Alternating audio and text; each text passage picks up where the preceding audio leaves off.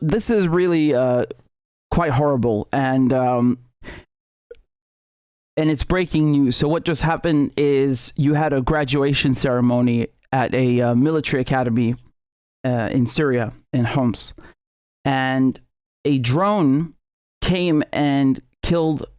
So this is a drone that was laden with explosives, right? A suicide drone. It was dropped on the graduation ceremony, killing over 100 people, and the figure is still rising. So right now, as of the moment I'm filming this, you have over 100 people dead and over 200 wounded. So on top of that, the Syrian defense minister was also attending the ceremony, and he left just a few minutes, around 15 to 20 minutes before the attack happened. So, you know, there's some debate here as to whether this was an assassination attempt or just trying to, you know, kill as many as possible from the army, which is reminiscent of many things, actually. I'll give you some examples in a second, because this is actually not the first time it happens in Syria. I'm not going to show you the video because it's too much. It's very graphic, but you can see people were taking photos like with their families during the graduation ceremony, and it's very indiscriminate, right? So this not just killed Syrian soldiers, but also their families and civilians. A lot of people are upset. So if you think, if hypothetically, right, because let's say 100 soldiers, it's not just only soldiers, but that's like 100 families, and then, you know, you've got like 1,000 people that are impacted by this, and so on. You know, it's really messed up. I think one of the reasons, or shall we say one of the potential reasons that this was done, so that you can see that photo that's from the graduation ceremony. I think one of the reasons was to take the wind out of Syria's sails, because you remember just a few days ago, and we're going to look at a few clips in a moment, but you recall a few days ago, the president, Bashar al-Assad, visited China, right? And he was at the opening of the Asian Games, the opening ceremony. He met with Xi Jinping. They signed a strategic partnership. This, you know, China is an economic beast. It's set to overtake the United States and become the world's #1 economy. They're so afraid of China that they're already taking steps to quote unquote contain it. So it is very significant when you have the Syrian president visiting China, and he's been isolated internationally. Take that into consideration. And Syria has been destroyed, and Syria is in need of reconstruction, and Syria is occupied. So yeah, it is very, very significant that Syria be able to get back on its feet, and no less with the help of China. So I'm trying to suggest you know, hypotheses as to why this could have happened. Another obvious one, which I mentioned earlier, is that maybe it was an assassination attempt. Who knows? Could have been. The thing is that when you're firing something like this, you know it's not going to be that precise, and it's so indiscriminate that it killed, as I said, and killed and wounded, you know, hundreds of people. So you could also argue that it was just meant to attack the military. And actually in Syria, you had something just like this in Aleppo in 1979 at the artillery school. There was a massacre. You had, I think, around 79 killed. So same kind of deal, right? Like they attacked a military academy on purpose. And back then it was the Muslim Brotherhood, right? So the Ikhwan Muslimin. So Muslim Brotherhood is, well, created by Britain, and very, very strong in Egypt, in Turkey, Qatar, and that's, I mean, we talked about this before, but there was an uprising back then. So they were doing these terrorist attacks all across Syria, and that was one of them. In Iraq, if you remember, in the last couple of years after ISIS took over, one of the nastiest things they did was this infamous massacre of hundreds of Iraqi soldiers. who were executed.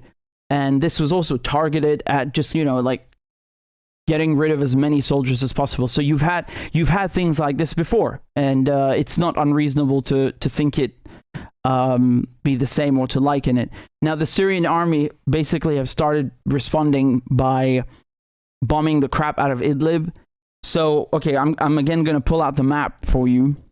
Idlib is the part that Turkey is occupying in the north, okay? So it's believed that the drone came from that direction. And so there, I've told you before, Idlib is not just occupied by Turkey, it's controlled by Hayat Tahrir al-Sham, which is Al-Qaeda, okay? So, yeah, you can see here. That's Idlib. Okay, so Idlib city and also the government. And this entire area is controlled by Hayat Tahrir al-Sham, which is Al-Qaeda, and you also have various groups like the Turkmenistan, so basically the TIP, which is, it used to be considered a terrorist group in the US, and then they removed it. And I think it has something to do with the fact that you have 4,000 or 5,000 Uyghurs who've come all the way to Syria to fight against the government. And I think the Trump administration wanted this group to also cause trouble for the Chinese, and so they removed it from the FTO list. In any case, you also have the Syrian National Army in Idlib, which it sounds like that's actually the official or the conventional armed forces in Syria, but they're not. The quote-unquote Syrian National Army is actually just a group created by Turkey, and also present and found in Idlib. So, you can take your pick of who carried this out. And obviously, we haven't touched on the other countries and their roles, but I just want to show you some of the videos from today where they've started bombing Idlib.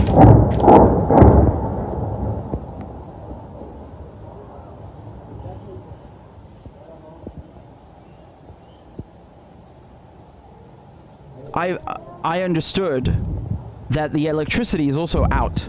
The power is out. راجل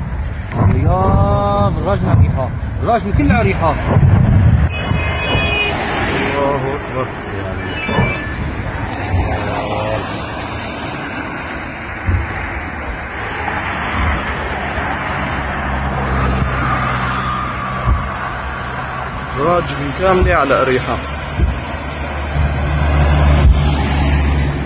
اللهم سلم يا رب. Yeah, you can see the size and the scale of the operation. It's enormous. And here, this is, it's going all the way into the night. Still going.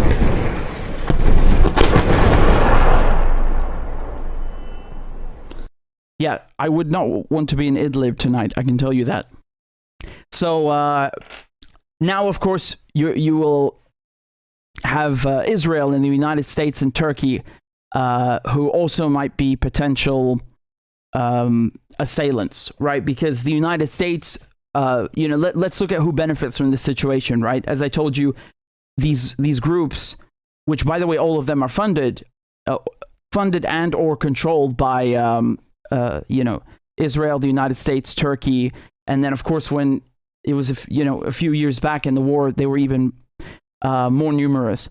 But the United States is the country that, and along with Israel, that would be the most angry with seeing Bashar al-Assad go to China, for example, right? So if we're talking about this in a geopolitical sense of what's going on, they're not going to respond with a letter. They're not going to send him a letter. They do things like this in politics. Sometimes, well, always actions speak louder than words. So this is the kind of stuff that you will see also when Iran is doing well, or they're collaborating with Syria in some aspect, and then the Israelis or the Americans will start going and bombing the resistance groups inside of Syria, or the Americans will also bring Al-Qaeda and Daesh out from the desert and ferry them in by chopper, basically, because they have this air base in El Tanaf. So you have special forces carrying, essentially giving ISIS a taxi ride into the desert, into Palmyra, and then picking them up when they're done. And you've seen over and over, every couple of months, they're ambushing, specifically ISIS, they're ambushing these buses full of Syrian soldiers. And not even a year ago, you had a bus in Damascus carrying Syrian soldiers that was also blown up. So my point here is that you have a pattern of Syrian soldiers, whether they're fresh graduates or they're on their way from point A to point B, moving across the desert, they're being targeted, right? And this is not the first time it happens. It's a tactic that we saw during the Muslim Brotherhood uprising. So the Americans, they're knocking the wind out of the army sails or going after the defense minister. They all benefit from this, right? I'll show you just some other interesting incidents today in Syria as well. The Americans shot down a Turkish drone. Today was a very, very busy day in Syria. I'm not joking. Several weird things happening all at once. So this is the video of the Turkish drone being shot down. Now, what's happening? What's happening here? I'll explain to you what's happening here. This is the Americans telling Turkey to back off. Not because, they don't like Turkey. Remember, these are two NATO countries. So the reason is just that it's a territorial thing. The United States don't want Turkey coming into the area that the United States controls in Syria, which is 1/3 of Syria, and of course where the Kurds are. Turkey considers the Kurds in Syria to be linked to the Kurds in Turkey, the Kurdish Workers' Party, and basically an extension of them. And in Turkey, the Kurdish Workers' Party is a terrorist group in their point of view. So for them, in Turkey's point of view, going into Syria and killing Kurds is good for them and their national security. Like that is their logic, right? Which is, it's madness. So in any case, the Americans, it's not that they care about the Kurds. No, it's that they are here in this area. Okay, so you see the Euphrates River? Everything to the east, all of this, right? So Hasake, Deir Zor, this entire area here, where you have all the oil, this is controlled by the United States. And Turkey is all the way over here. I don't know if you guys can see my cursor, but the Turks are all the way over here in Idlib, on the other side of Syria, basically. So the United States just shut down the drone because it came too close and they don't want Turkey in their business. That's basically it. It's that simple. Now, again, another thing, Turkey, again, with drones, bombed a power station in Hasake, right? So here it is. Here's a video.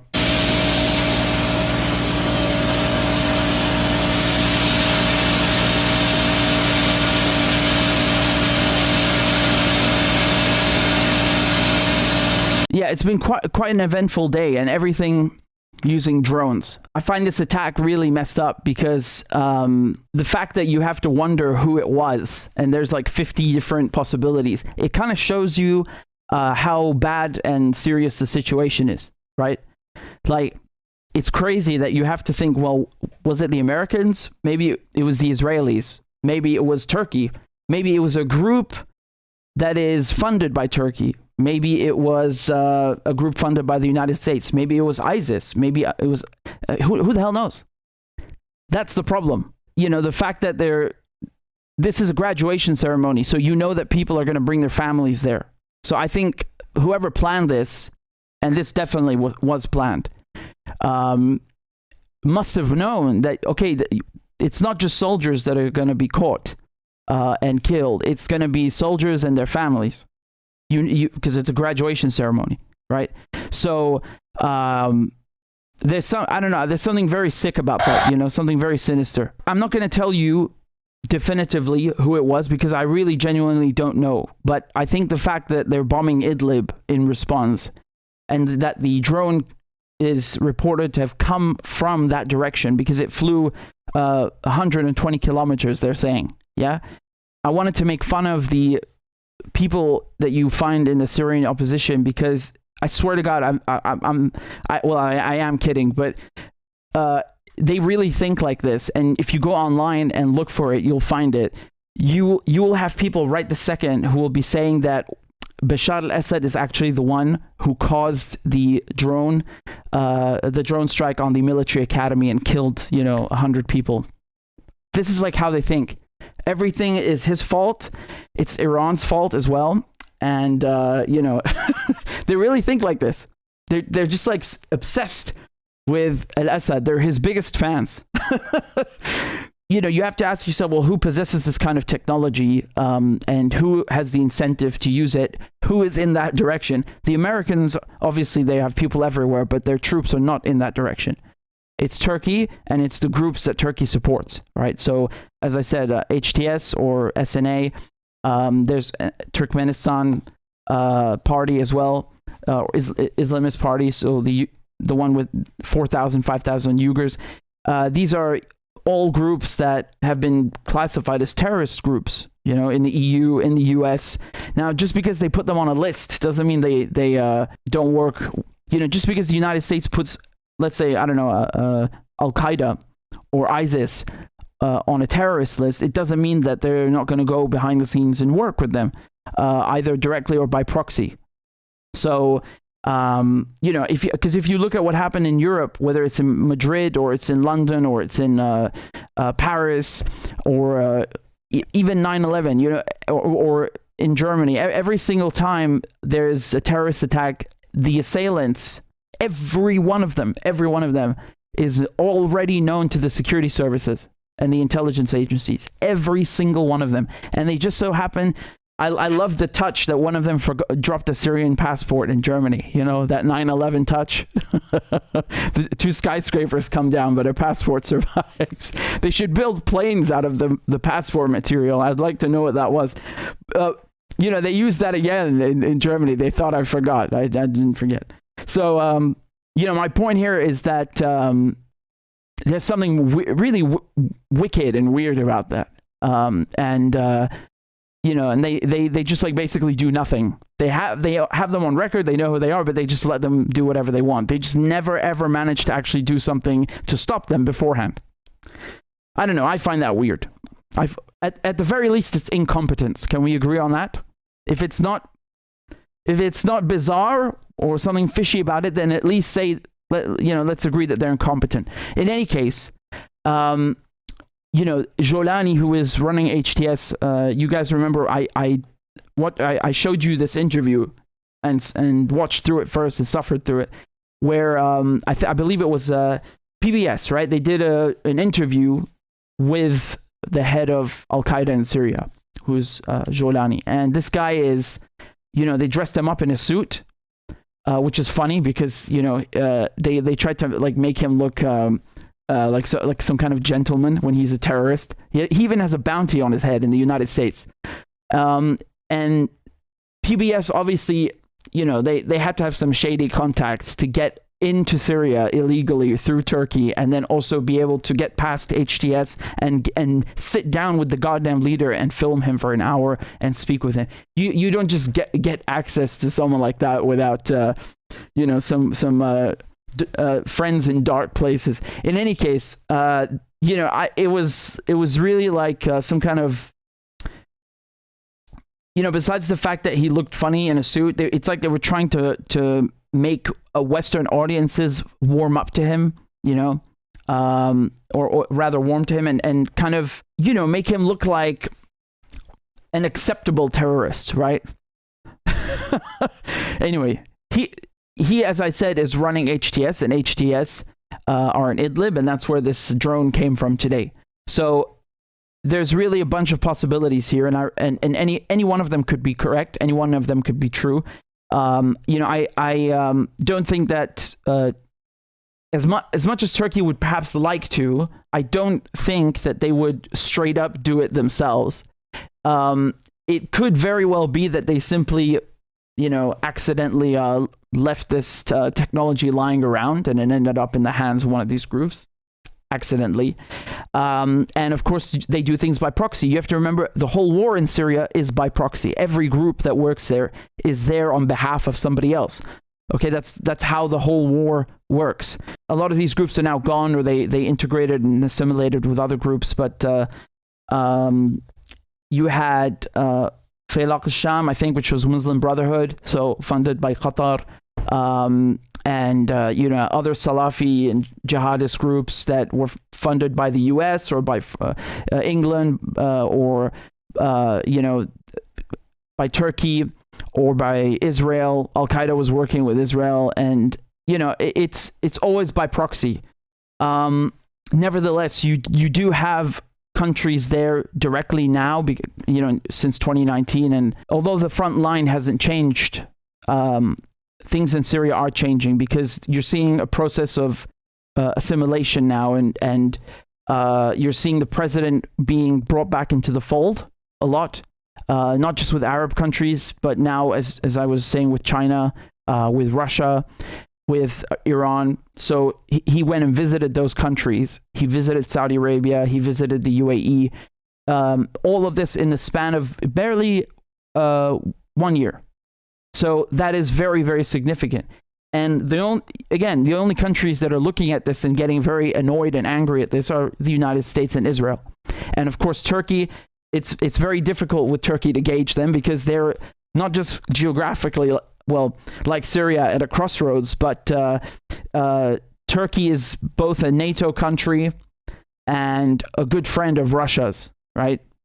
Turkey is, both Asian and European. So they're always trying to walk a very, very fine and thin line and please both sides, or rather, keep going without pissing them both off. So Turkey wants to normalize ties with Syria, and I think Erdogan said as much publicly, that he would like to meet with Bashar al-Assad, and then al-Assad responded that he will meet with him only when Turkey leaves Syria. So they want to normalize ties again, but I think it's because they see how things are going now, on the world stage, and how they don't really have a choice anyway, so they might as well just get it over with. Yeah? Just keep in mind that various actors all have this incentive to carry out attacks like this. It doesn't necessarily have to be an assassination, because killing groups, groups of Syrian soldiers in large quantities, has been done many times before. It's been done also in Iraq, which is next door. It's really, really nasty stuff. To call it anything other than a terrorist attack. I mean, when you attack a graduation ceremony, I really don't know what else you can call that. In the media, the way that they're reporting on this in the mainstream media now, they're not calling it that. They say, oh, there was a drone strike. And on the other hand, now that the Syrian army is responding by bombing Idlib, then they say, oh, look at what the Russian and the Syrian jets are doing in Idlib. They're killing civilians. Yeah, well, what just happened? There's civilians who were killed at the graduation ceremony. You didn't seem so upset about that. It's always like this. They don't really give you the full picture of what happened, but then as soon as there's a reaction or a response, then the cameras are there. They've got the footage. They've got the analysts, and then they'll really start playing, on your heartstrings, and yeah. So very sad. It's like I said, this was intentional. I don't know if it was an assassination or not, but it's kind of screwed up that now it's 12 years since the war in Syria began, and you still have things like this, and it's like nothing's getting better. I mean, again, I was saying that things are getting better, but this is a reminder that, well, things like, terrorist attacks and bombings, they could just happen at a moment's notice. So on the ground, not in terms of geopolitics, but on the ground, is it really better? No. The sanctions are very bad, and these attacks are, still happening. So yeah, it's very sad.